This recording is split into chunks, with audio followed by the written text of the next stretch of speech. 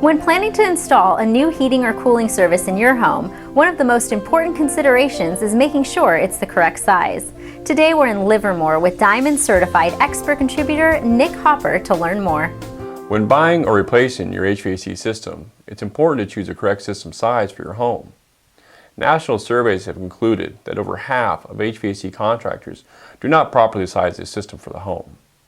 Improperly sized HVAC equipment can result in lower efficiencies, higher operating costs, and break down sooner. A licensed contractor should use an approved calculation method for determining your correct system sizing.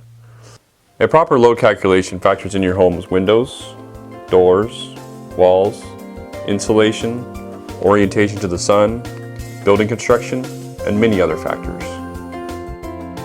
To learn more from local top-rated companies, visit our Diamond Certified expert reports at experts.diamondcertified.org.